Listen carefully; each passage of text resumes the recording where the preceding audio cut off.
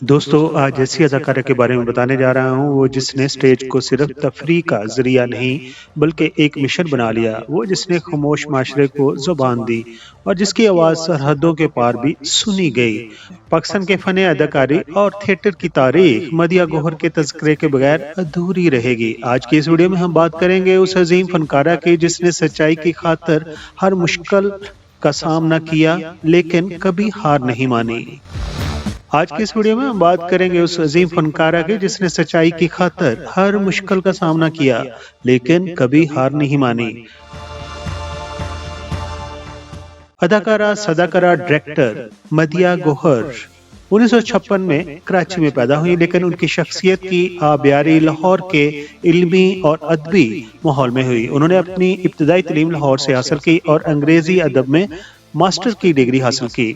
Fun और culture उनके खून में शामिल था, लेकिन वो उसे एक नई सिमत देना चाहती थी।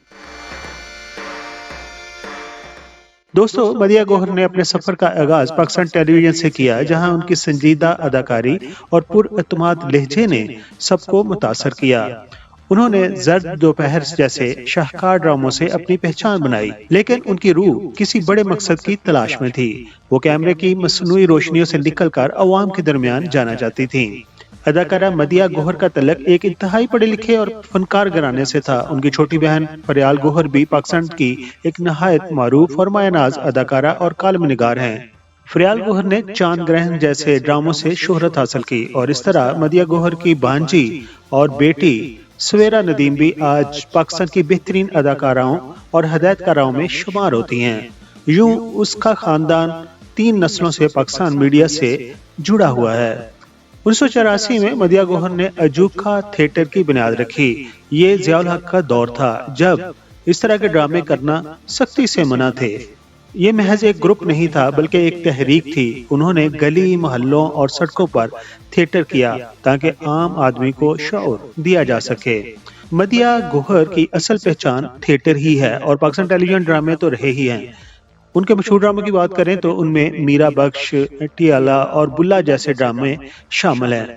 उन्होंने कई एक ड्रामों की हदायतकारी भी की और बैन अवी सतह पर दाद भी वसूल की। वो ऐसी अदाकारा हैं जितनी उनको शोहरत पाकिस्तान में मिली उससे ज्यादा इंडिया में मिली। उन्होंने रवायती हीरोइन बनने की बजाय मजबूत और बाकिरदार औरत के रूप को तरजीह दिया।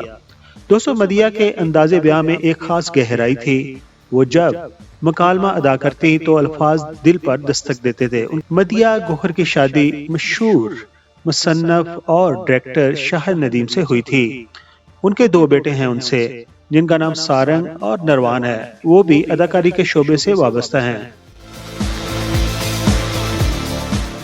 दोस्तों, 25 अप्रैल 2018 का दिन पाकिस्तान ड्रामा इंडस्ट्री और थिएटर की दुनिया के लिए अच्छा साबित नहीं हुआ, क्योंकि मदिया गौहर 25 अप्रैल 2018 को कैंसर जैसे मोजी मर्ज से लड़ते हुए इस दुनिया से रुखसत हो गईं और अपने खालके की से जा मिली।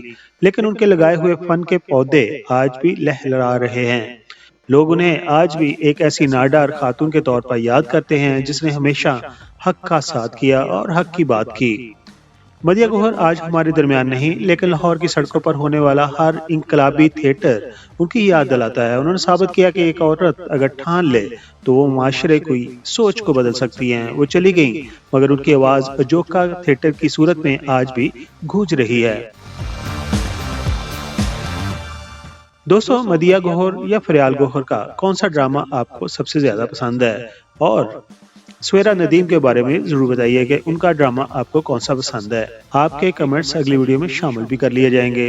अगर ये वीडियो पसंद आई हो तो इसे लाइक कर दीजिए, और अगर हमारे चैनल पर नए हैं तो हमारे चैनल को सब्सक्राइब कर दीजिए। अपना बहुत सारा ख्याल रखिए, अपनी फैमिली को बहुत सारा ख्याल रखिए। Thank you so much.